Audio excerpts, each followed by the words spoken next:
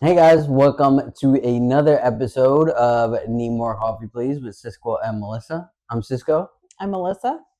and thank you so much for being here. Today we're going to broach a somewhat touchy and maybe for some controversial topic, and that is the church. So I know that a lot of you have experienced going to church, whether you're Christians or are not. And of course, there's many different kind of churches as well. And some of you, like we have experienced some church hurt, some experiences that may have left you angry or bitter or even confused as to why these things happen, as to why certain people behaved the way they did or how you were treated. And we went through some of the same things throughout our lives. We've been going to church pretty much our whole lives, maybe with some exceptions. And throughout those almost 40 years, we've gone through some things. We've experienced some things, and we've been in ministry for quite a while, for about 15 years, um, give or take, in different areas. And so, we've seen how the sausage is made, so to speak, and sometimes that takes away your appetite for sausage when you see what all is involved in making it. And the bottom line is that everybody in ministry, in the church, pastors, no matter what their position and or status, we're all humans at the end of the day, and we're prone to mistakes, and we're prone to sin, we're prone to deception, we're prone to be deceived and to deceive. And we're prone to say the wrong things or to act the wrong way. And it's easy for us as humans, as congregants, to take those things the wrong way, as if they are the mouthpiece of God, as if whatever they say, God is saying through them. And that's just not always the case. And I think that's one thing that we need to get out of our minds, is to think that way. Just think that they're just humans, just like us, and they're prone to those same things. And unfortunately, there are a lot of those people at church, because they're humans, and there's people who really mean well, and really are trying to do the right thing. And then there are people, I think there are the wolves among sheep, who are really trying to destroy and divide, and discourage. And we need the Lord's discernment to figure out who's who, and to take those words that they say to us with a grain of salt, and just really um, confirm with the Lord whether they're from Him, or whether they're from them, or whether they're from the enemy. I think that's important, to try to discern those things, because it's really easy to just believe everything they say, and to fall for it hook, line, and sinker. So we want to talk today about just kind of our history, some of the things that we went through personally, and hopefully it will help you, whether you're going through church hurt now, or you're um, doubting whether or not you should go to church, whether or not you should have a relationship with the Lord, or whether even God is real because of this. And I feel like we went through some of all those same feelings and emotions at different times as well. And thankfully we're out of it. We're at a great church now. We're getting involved, and we want to be here to help you and to talk through some of those things as well. Yeah. So, little disclaimer, we're not going to be mentioning any, like, the name of the ministry and the church that we were involved in. If you are curious about that, you can go back to our previous episode, or I think in a couple of the other previous episodes we've mentioned, what we were a part of. And this is not to bash that church or that ministry. We have our own personal experiences with it, and that's what we'll be sharing. But that's not our goal, I guess, with this, is to bash that, because there are many churches involved with that ministry. It's technically non-denominational, but it is kind of a denomination. But they differ wildly, and we've seen some that do things different than the way that the church that we were involved in did. And so I don't want to paint it with just a broad paintbrush of they're all this way, because they aren't. So just want to get that out there. Our goal with this is truly just to reach out to those who have been in a similar boat and situation as us. I know that there's a lot of people that have been or will be or are, and I think it's a really important conversation to be had. A lot of times we shy away from it because it does ruffle feathers, and there's a lot of differing, opinions and emotions and feelings with it.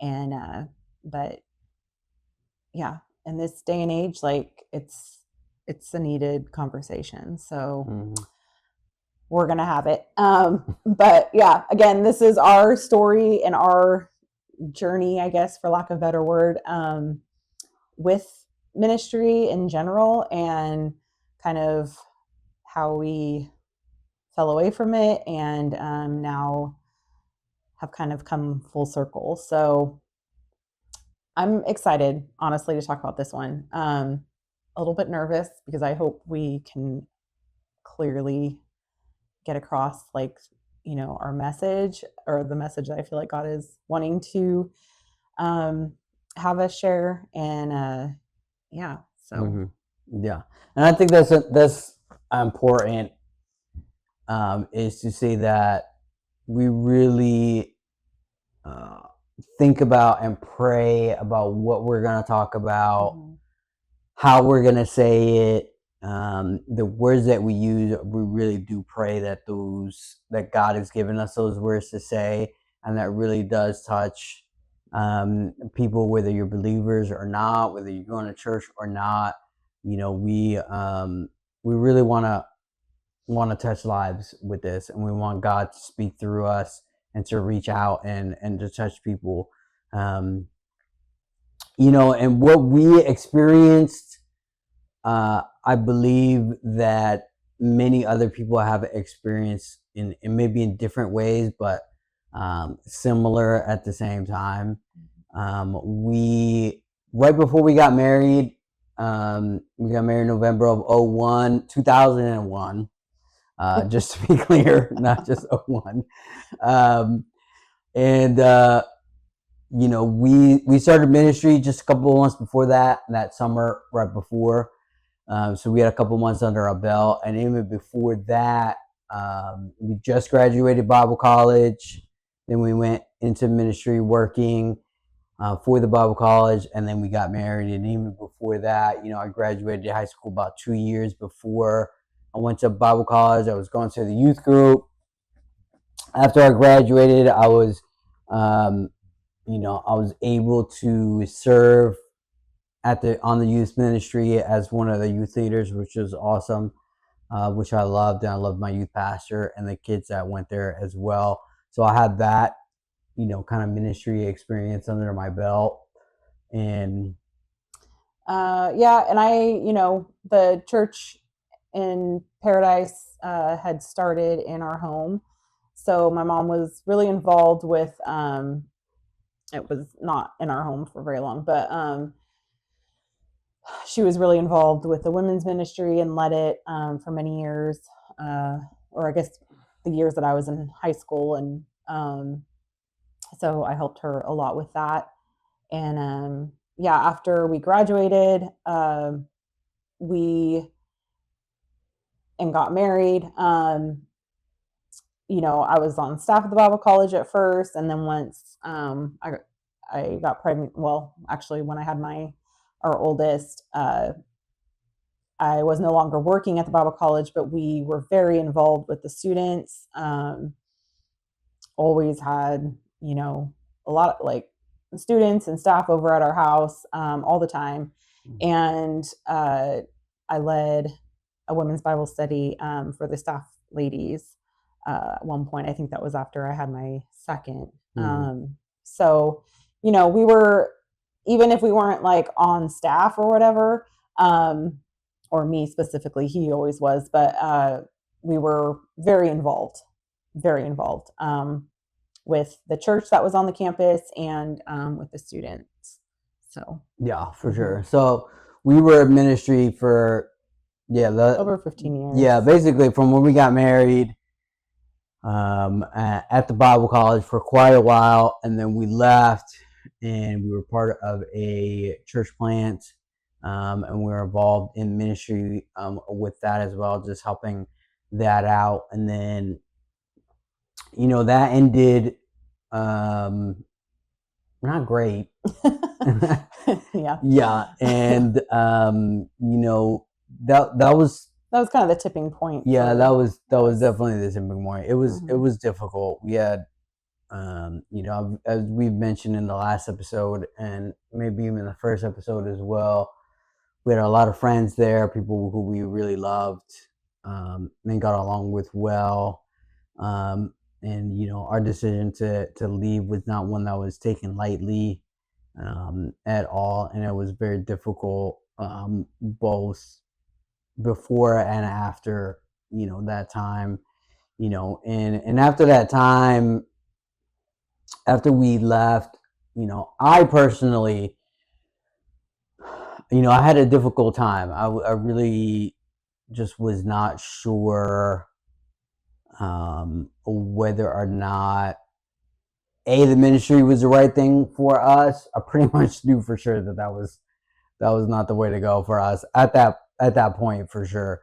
And B, if even church was, or organized church, or however you may call it, because we felt hurt, we felt burnt out, disillusioned by what happened. We really put in a lot of work into it, and then for it to end the way that it did. I mean, keep in mind, we voluntarily left, so we really felt like it was the right decision for us to make at the time. We still feel like it's the right decision, for us, and we have no hard feelings or ill will, towards the church, towards the people involved at all. We still do love them even from afar. We haven't talked to a lot of them in quite some time. But we were just, I was a little bit just sad, disillusioned, and I felt a little bit rudderless for a while, just not really having a great direction on where to go or what to do. Okay, so to back up a little bit, when we first got married, there was an opportunity. Cisco was in a band. He didn't want me to say that, but he was in a band when we first got married, and he was the hot little bass player. And it was part of pretty very growing ministry with the main church. And so there was at one point kind of an opportunity looked like it was coming up for us to go on ministry at that main church. And, we were all excited for it. And I mean, that was kind of the I don't know, quintessential like Mm-hmm. role You made job to it. land. Yeah, if You made it you if you got ended on up there. there for sure. So we were excited and ended up not happening. And we quickly saw how much of a blessing in disguise that was. You know, we knew people who went on ministry there, and friends, and we kind of saw how it ate them alive, in a sense. Like, you know, a few of them were newly married, and just the demands and what they required were so harmful to their marriages and relationships in the beginning. And so we saw that pretty quickly, in our marriage, and we were very thankful that God did not, you know, take us down that road, even though we really wanted it at the time. And I think from that point on, that was kind of the beginning of really seeing kind of the, I don't know, a little bit of the ugly side of ministry and what, it can do to people. So, uh, you know, we went, or we continued on at the Bible college for another 10 years, probably. Yeah, give or take. Or Mm-hmm. no, it was definitely 10 years. I think we were there a total of 11 or 12. And, you know, when we came back from New Jersey, like things were amazing. That was kind of probably the best time, for those first couple years. And, you know, he was working at the coffee shop. We were really involved with the students, and, um, you know, I was leading the women's Bible study, which was a really, sweet experience, but also extremely hard. So, um, yeah, there was a lot of really strange, things that I still to this day don't really understand why, they kind of turned the way they did. Not with anyone directly involved with the Bible study. It was more like outlying people, I guess, but like, more leaders in the church. And, it really wrecked me because I didn't understand why I was being treated the way I was being Mm-hmm. treated. And, to this day, I don't really know. But it was extremely hurtful. And especially, you know, I'm like a young mom just trying to keep my head above water, and was just trying to fill a need where I saw it as we were taught. And, it was not taken well. So, um, you know, kind of ended that. And through a series of other events, you know, leading up to us leaving the Bible college, there were just some really hurtful things, really Mm-hmm. hurtful. Whether it was directly related to his job or just, you know, it was kind of a strange situation because everything was so interconnected, like, you know, his job and the church and our entire lives. Like, we were very much in a bubble, of that was where we, yeah, Mm-hmm. lived, worked, ate, like all of it. And, you really couldn't escape, you know, and it was really hard to see kind of a bird's eye view of what was happening. And, you know, because you're just in it 24/7. And so, you know, when we left, we kind of already had a little bit of, um, or I guess a lot of disillusionment and hurt. And we went into a church plant with that, which was not great. Mm-hmm. Like, we should have never, um, gone into another ministry, and especially, you know, a church plant situation. Like, those are very, very hard. Um, and they can turn ugly really, really quick, I think. And especially when you have a lot of, baggage that you're carrying into it, it's just not, wasn't a good situation. And, you know, not only, you know, did we have that hurt and baggage, from the years of Bible college, but I personally had, stuff from my childhood that I hadn't really fully dealt with, particularly things with, or issues with authority. Not like that I was like combative against authority. It was actually the opposite. Like I had an extreme fear of people in authority, and kind of like what he was saying before. And not that I didn't see them as human, I just could not confront situations that were not okay if it was an authoritative figure. So also not a great thing to go into a church plant with that fear and inability to confront situations. So yeah, and I think in a lot of ways I was the same way. I wasn't a very confrontational person, especially with leadership, because I just figured, especially in that type of situation, I just figured the leader was hearing from the Lord, and whatever he said, whatever direction he led us, was from the Lord as well, and we prayed about things and stuff as well. It's not like we just followed this guy blindly and just said yes sir to whatever he said. We sought the Lord and we prayed about those things too, but we kind of just deferred to him as well. And I think that's one of the big things we've learned from that experience. And yes, it made me even more skeptical of leadership than I was, but it taught us that, we need, there is a healthy skepticism to have, and checks and balances are very important. Checks and balances are very important. Where we were, a lot of they use the Moses model of a pastoring, where basically the congregation, the elders, and then the pastor at the top of the pyramid. And basically what he said went, even though he had his board of elders,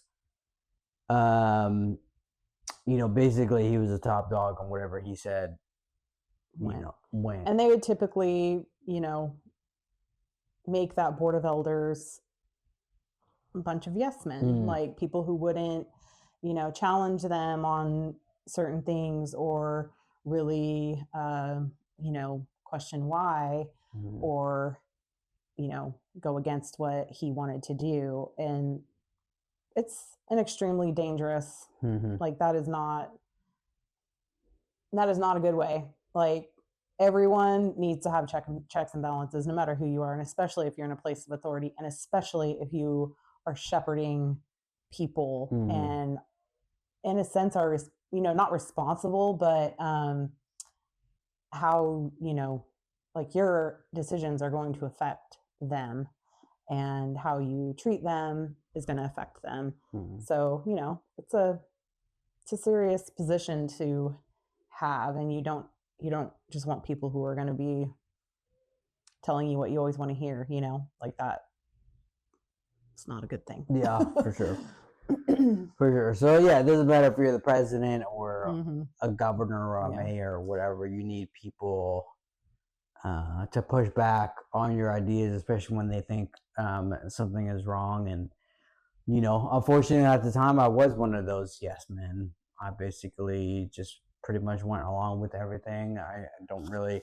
Maybe I did push back once or twice, but it was very mildly and meekly, and I still had that kind of fear of doing that, because I really felt like this was the Lord's anointed. I'm not gonna go against what he says, and he never really gave off that vibe, and he never said that. He never really acted like that, and it wasn't anything that he said or made us think per se. It was more me. It was just the way I was. So I wasn't, I'm not putting the blame on him. It was my own issues. So again. Yeah, we had our own issues with. Yeah, exactly. That's the thing, and we had our own issues. We were young, naive. Yeah, and I don't want to badmouth him or anybody there. I'm just saying, that's where I felt, and I think that's where things came to a head, where we felt like we had to go. And I think, we did confront him towards the end, but I think it was just by that point it was just too late. It was too late for us. Like, we already kind of had one foot out the door, and I think it was just too late for him to hear it as well. And so, I don't mind taking the blame for some of that as well, because I feel like I should have confronted it earlier and dealt with some things at the very beginning, and we wouldn't have been in the place we were in. But unfortunately, it happened the way it did. And after we left that church, and there was just so much that we were sifting through, and a lot of what we had just felt like, and I don't even want to say felt, but more believed of how a church should be. And and it was something that we'd never really seen in action before, and there just felt like a large disconnect between spiritually, I think.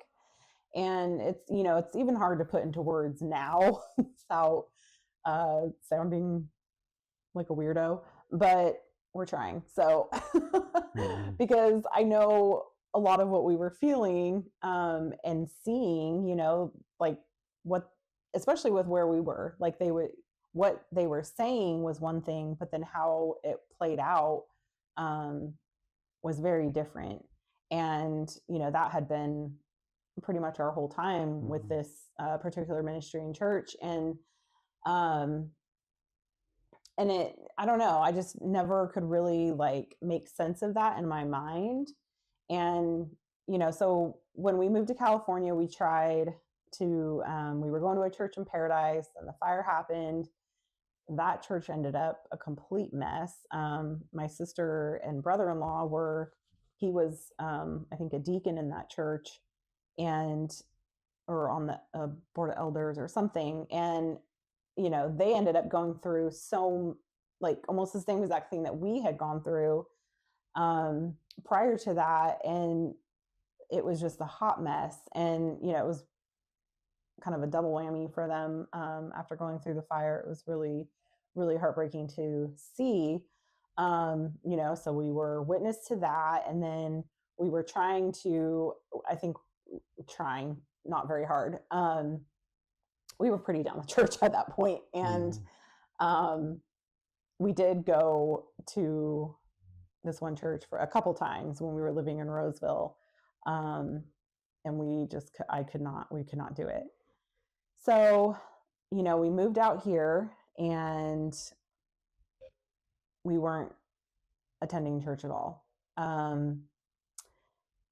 We weren't we didn't not believe in God. Right. There may have been moments, I think, for both of us where we kind of questioned,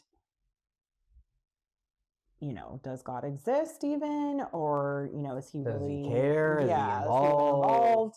Yeah. And I think we more struggled with that, how involved he was in our lives, more than is God real? I really did believe he was real. I just wasn't sure to what extent he was involved with my daily life. Yeah, we gone through some stuff for sure. Car breaking down, the fire, different things like that.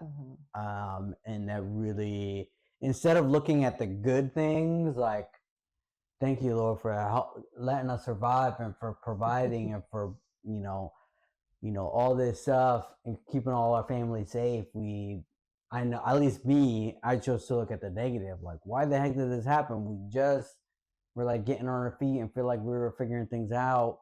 And that really made me question about God. And where this last year was a complete opposite. It's we really felt like we were, after being here for a couple years, I got a better job. I was actually working 2 jobs, but and she was working, and we just started going to church, and we really felt like we were getting our feet on the ground and putting some roots down. And then the stroke happened, and instead of being bitter and angry and questioning God, and maybe I was at that point for a little bit at first when I first woke up, because I was just like, I was completely shocked, obviously.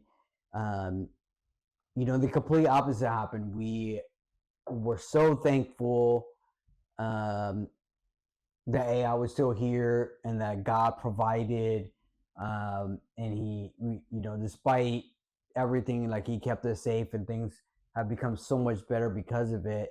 This event brought us closer to the Lord instead of us putting us further apart. So that 5 years or so made it like such a huge difference. And where we were at, we were just in a different place, when the stroke happened a year ago, spiritually, and thankfully, because of that, we're here together, happy, and being able to do this. And we were in a different place spiritually when the fire happened, as Yeah. opposed to when the stroke happened. Absolutely. If the stroke had happened when the fire happened, I don't know that. I don't think we would have had the same outcome that we did with it being this time. So the fire happened. We moved out here, and I don't remember like what year it was, but it was a couple years after we were out here, and my friend had been talking about this podcast for some time, and we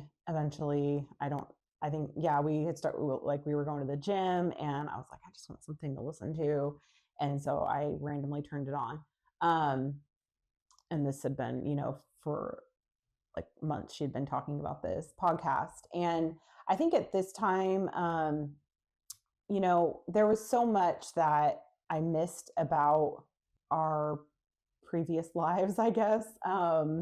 Just community. Like, we were huge on community. Like, we always had people over at our house. Tons of people sometimes. Like, our house, no matter where we lived, was like the hangout spot, or one of them anyways. And we loved it. Like, I think we both have kind of the gift of hospitality. Like, we love having people over. We love facilitating fellowship, and just, I don't know, it's just something we've always really enjoyed, and have done. And we went from, a church plant where you're literally like a family, doing stuff all the time together, holidays, birthdays, like everything together, to having nobody, and it was years of that. Like, and it was really hard. And, so we went from having a lot of community to no community. And and I think when you have had a relationship with the Lord and then you don't really have one, there's so much about it that you are missing, and you can't even really, I think, a lot of times put your finger on what is wrong in your life, but there is something wrong, and your spirit is missing, like, so much, everything, and so we went from having a disconnect of trying to figure out, like, spiritually what was wrong with us in regards to church, and then it was like we didn't have, and then there's like a disconnect of what's wrong with me spiritually. And so fast forward, I started listening to the podcast, and that was what really kind of started putting a lot of these pieces together, for me, particularly not going to go into a lot of it right now. Maybe someday I will on here, but my mom had gone through a brief marriage when I was 3-4 years old. They were only married for 9 months, but he was a deacon at our church.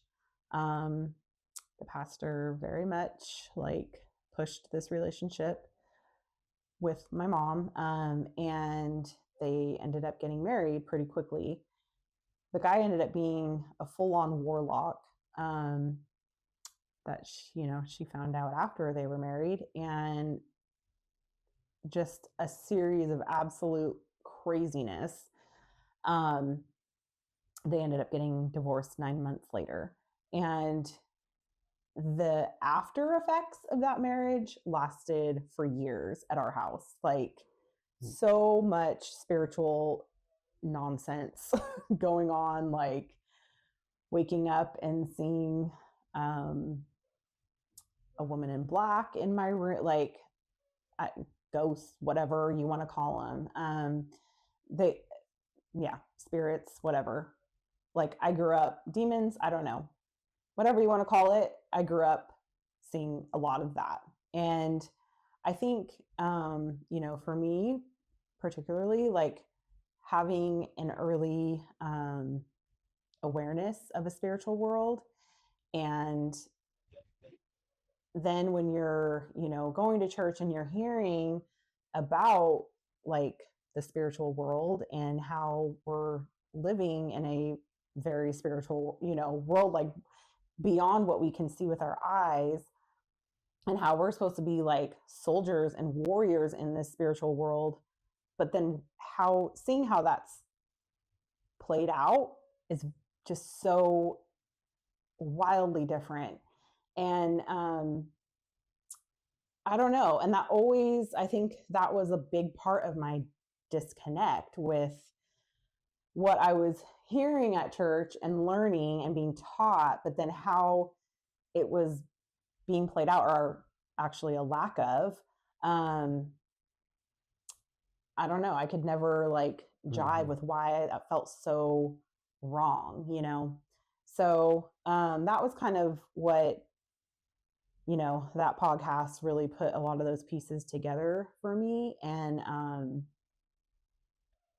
a bunch of other things that they talk about really just brought me back to the Lord. So yeah, for sure. And I remember her talking about podcast Blurry Creatures. Yeah, check it out. Yeah, check it out. I would encourage you. She talked about it to me for months, probably, before I finally was like, fine, reluctantly. I think I started on episode 1. Mm-hmm. And I would encourage you to do that, because they even say it's a journey podcast. You really have to walk with them. If you start listening to them now without having any sort of background, you're like, what the heck are these guys talking about? Because it definitely snowballs. Wacky, yeah, it definitely snowballs.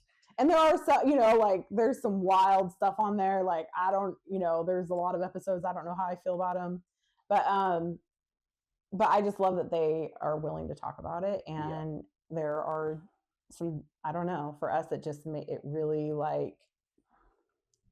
piece together so much of the conflicting, I don't know. Yeah, no, for sure. It did, because the church that we were part of did a really good job of going through the Bible, Genesis through Revelation, verse by verse. Mm-hmm. And they literally took every verse, broke it down, and kept going. It was great, but there are some verses where Genesis 6 in particular, which is a really famous one, where there's some stuff going on. You're like, wait a second, what is this? And there's some really spiritual things that are happening, not only in the Old Testament, but in the New Testament as well. And you're trying to figure out what exactly is going on. And sometimes those things just get brushed over, or they get explained as physical things or, whatever. But most of the time they just like kind of read through it and then just moved on to the next couple verses and didn't really talk about those things at all. So Blurred Creatures has done a good job of bringing other pastors and other people on who are able to break those things down in a way that made sense, because the way that some people just brush by those things, it just didn't make sense. Like you're like, wait, hold on, there's got to be more to this. Why is this in here? This doesn't make sense. And anyway, that was really the start of us going back to church. Yeah. Melissa really pushed it from early on, and thank God she did. Like, thank God for that podcast, and that she really wanted to go back to church. And I was not that I was against it at all. I wasn't antagonistic by any means, but I just was like, okay, yeah, whatever. And so then, so we went. I thought I was supposed to be the spiritual leader of the home, and she was taking the reins because I took a step back. And thank God for that. Like, I think that's what a marriage should be. Like, if one person isn't doing what they're supposed to do, it's the other person should step up, and help out with that. And thank God for that. We started going to a mega church, out here in town. And we went there for 5 or 6 months. Yeah, a couple months. And it wasn't like every Sunday right off the bat. Like right. we slowly eased into it. And at first it was fine, and it was a comfortable, start back into going to church. We could sneak in, very unnoticed. Yeah, that's the nice thing about mega churches. You can kind of sneak in, sneak out without a whole lot of people noticing, because there's just so many people coming in and out. And, it was just, the message was very kind of just mushy, and there wasn't a lot of substance. There was a lot of just milk, for sure. And I think that's what happens when a church becomes a mega church. I think maybe I have no idea the history of this particular church or any of them, but they might start off really well and really biblically sound and spirit led, and then as they get bigger and bigger, and the coffers fill up with more and more tithes, I think a lot of these leaders get more and more caught up in the amount of people that are coming in and the amount of money that's coming in. And then all of a sudden they have this big, beautiful building and all these ministries and all these people on staff they have to pay for. And if they say something that's semi-controversial, that might offend certain people, they're afraid to say it because they don't want to lose congregants, and they don't want to lose that money, because that could be very dangerous for them. So I think just like YouTubers and Instagram influencers and all these kind of people who get famous, they might start off one way and then they kind of end up the other way because they're kind of captured by their audience, in a sense, and they're terrified of saying or doing the wrong thing that make people run away, and then with them they take their money. So we were with them for a little bit, and like Melissa said, it was a good way to ease in, but it's just like quickly we were realizing, like, okay, we want to grow, and like we were missing that that really expository teaching, where it was deep, I guess, more depth to it, and challenging and stuff. And so through this Facebook group that I found through the podcast, they had like church recommendations, and it ended up being a church that I passed every morning on my way to work, and I'd driven past it so many times and been like, oh, I wonder what the story is with that church. Like, it wasn't huge. It's in like an old, like really old strip mall that's, made out, like redone to kind of suit a church. Just very simple and nothing flashy, but I hadn't, I would always wonder about it when I drove past it, and ended up, being recommended on that group. And so I was like, let's check it out. Mm-hmm. And from the very 1st Sunday, we were like, this is it. Like, it was so solid and different in every possible way. And yeah, so, we really took our time. The stroke was kind of a the stroke little was kick into and the stroke happened a couple months after? No, it was, let's see, we started going there I think in August. Oh, okay. And the stroke happened in March. Yeah. So, we were going to church on Sunday, but that was pretty much it. Like, the kids weren't able to go to youth group on Wednesday nights. Our work schedules were. Yeah, and they, they do like small groups and things, to kind of really get to know people and how you kind of start getting involved. And his work schedule was so.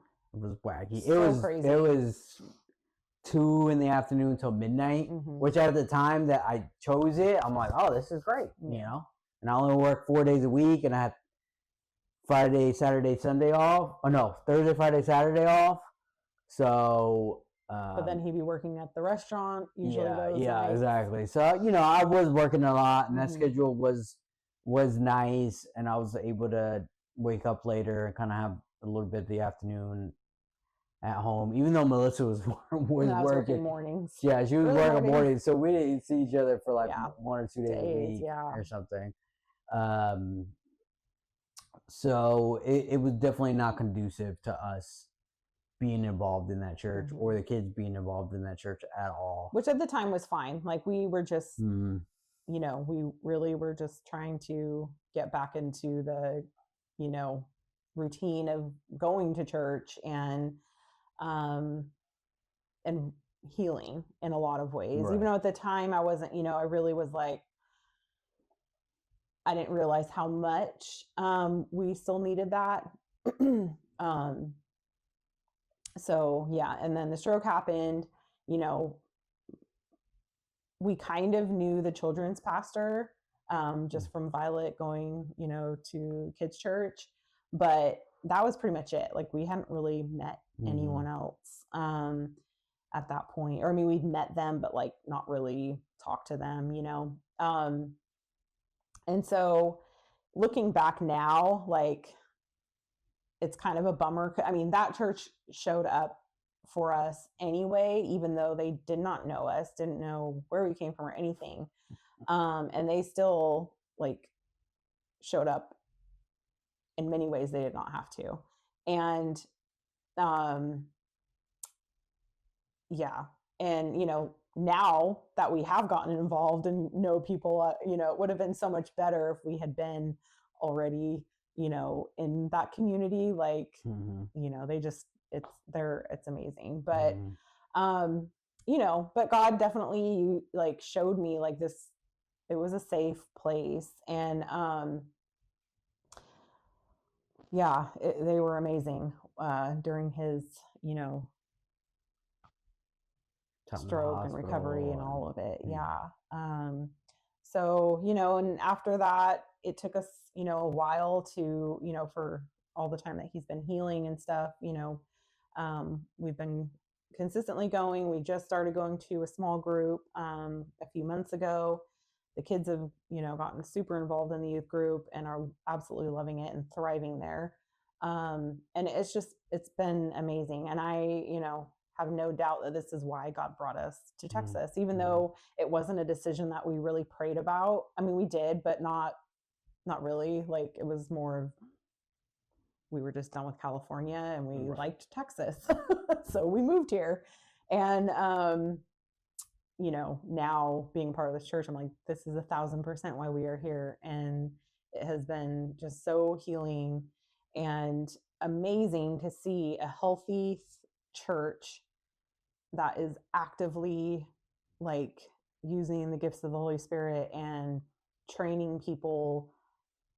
Like, it's, yeah, I'm so excited to like learn from this ministry. Like, they just do things so differently and in such a healthy way. And Yeah, for sure. amazing. Yeah, I've never been a part of or Melissa either, because we've been in that one church who, that was a great church and a great movement where we grew up at. But I do remember that during worship, if somebody really felt really moved and they stood up during worship while everybody else was sitting with their hands up, the ushers would come and make them sit down, because they didn't want them to be a distraction, or they didn't want them to stand up and make it all about them, which I get. I understand that mentality, and I do think there are people who are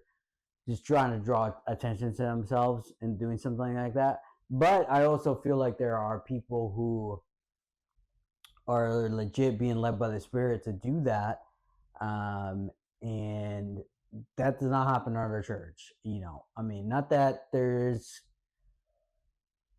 not that worship is wild and crazy, or even the services it's lively. It is. It's lively, and it took me a while to get used to that. But like, but it's amazing. Like, you feel like you are in the throne room. Yeah, I've never felt the Spirit move during worship like that. For sure.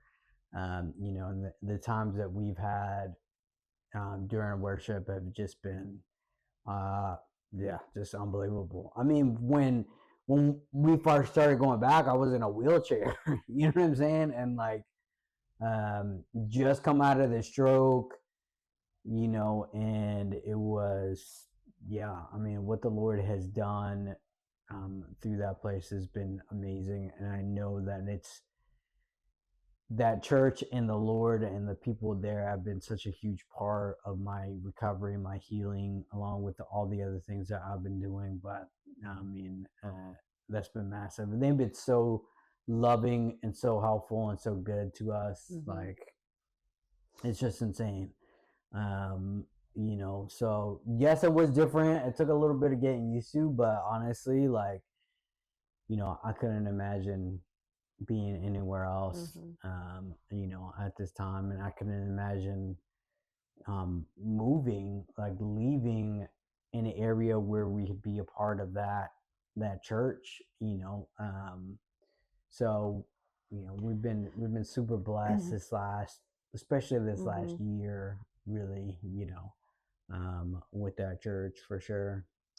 Yeah, and we're just, we're excited to learn and grow as much as possible while we don't know how long the Lord's going to have us in Texas or whatever. It might be forever, it might not, but yeah, we just know we're in a good place right now. But I know there's a lot of people who, if you've lasted this long through our story, might resonate with it and have probably gone through a lot of the same, I don't know, ups and downs with church and ministry in general. There's a lot more to say, but, I think we'll wrap it up here. But all I can say is, like, don't throw the baby out with the bathwater. Like, I know so many people who, when they do go through that deconstructing, in a sense or whatever, I don't really particularly love that word, or to describe, I guess, what we went through, but I guess in a way it was. But that was one thing I really felt like the Lord that kept telling me, don't throw the baby out with the bathwater. And and we didn't ever fully like go to that point of like, there is no God, or, done. I mean, I guess we were kind of done with Christianity for a little bit, but but I think I always had hope, that we would see, like, it was more of just like um what the church in the Western world is and what God's word, describes his church as are just wildly different a lot of times. And it's sad. And, if you're in a situation where you're going to church every Sunday, you're frustrated, you're hurt, and you're sitting there, we live in a country where there's a lot of options. And I know this is kind of a controversial thing to say.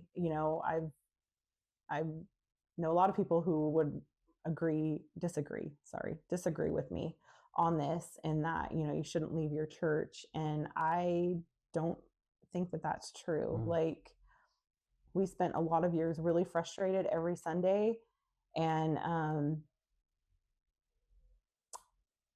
the church that you're at doesn't own you. Like, the pastor doesn't own you. You don't owe them anything, and if it's a bad situation for you and your spiritual life, it's okay to leave, and find something that is going to grow you spiritually. I think in some instances it is, good to stay, maybe if it's a situation where you can, the pastor does want to hear your opinion and your thoughts and your struggles and wants to, like, work with you in that. But that's not always the case. And in our situation, it wasn't. And, it became a good thing that we did leave. And again, I'm sure there are people that would disagree with me on, the things that we went through being a good thing. But for us, it really was like it really made us consider, like, what the Bible was teaching and what the Bible was saying and what we believed the Lord was putting in our hearts. And he, has shown us, like, he's really brought it to right in front of us of what we were, needing, I guess, spiritually. So I don't know if that made any sense at all. No, it did. It did. It did for sure. Because I think, yeah, a lot of people just feel trapped, and I get it. Might have been going to a church for 5, 10, 20 years. You know the people who go there. You love them. You're good friends with them. Your family. And a lot of times that's what's bringing people to church. It's not necessarily the teaching or the worship, but it's just the other people who go there. Like, I get it. It's difficult. It's difficult to leave, to make that decision, and that should be something done prayerfully and really just addressing the leadership and just merely letting them know where you're at and how you're feeling, and hopefully they'll have open ears and hear you, and hopefully the Lord moves and they change. But if you're feeling stagnant, if you're just going on Sundays, just going through the motions, you're not really feeling anything. I feel like that's so many people, and they just go to church because they think they need to, because that's what's going to get them into heaven, or but they're just not feeling it. They're just going just to go, and that's it. Like, I don't believe that's what the Lord wants for us. And there's always going to be times, where we aren't feeling it, but like, not to depend on feelings, but also it could be like the Lord really moving you on, from a situation that maybe isn't growing you. And so yeah, it's good to always pray about those things that keep coming up again and again. If it's something that keeps coming up again and again, where you're like, why why is this like this? You know, I don't know, take it to the Lord and take it into account, you know? Yeah, for sure. For sure. Like Melissa said, they don't own you. And, you don't have to stay in a place where you feel like you're not growing or learning or thriving, really. Or if there's things that you're seeing that are wrong, like really, truly wrong, and saying something isn't working or isn't going to make a difference, like, it's okay to leave. Yeah, for sure. Yeah. It's scary to step out, but I think the Lord honors that, for sure. Yeah. We've done that and it's been scary, and, the Lord's blessed it, how we are. We're a part of a great family, and it's been amazing. So we just want to tell you all our story and just encourage you, that like you too can hear from the Lord. You don't have to rely on your pastor, on your church leadership. The Lord can and will and wants to speak to you, and you just have to be open to it. And if you really feel like the Lord is telling you to move on, then you can take the appropriate steps to do that. And we don't believe in burning bridges on our way out, or anything like that. Address the people that need to be addressed and the concerns. And if there's no movement or improvement, then it's time to move on and find somewhere that really loves the Lord and is really led by His Spirit. So I hope that this has been an encouragement to you guys, especially those who have gone through some hurt and are in a state right now of confusion and of doubt. We were there too, and I felt like we were never going to get out some days. Some days it felt like I didn't want to get out. I'm like, I'm fine. I'm good, but at the end of the day, we need community and family and people who love the Lord and people who love us. And we're blessed, that we found that, and our kids are. And if you have kids and you were involved and now you're not, and your kids aren't either, like our kids have done a 180 since we started going, and they weren't like bad kids. No, they weren't bad kids, but they weren't like, super on board, like, yeah, let's go, That's true. at first. And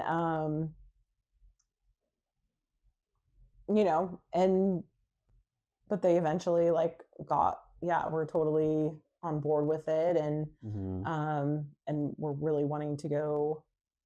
Well, I think even with youth group, like at first they were like, but now it's like completely like they would be so mad at us if they missed a Wednesday night, it's not even an option. So, if your kids are like not on board at first, still do it. Like they'll get there.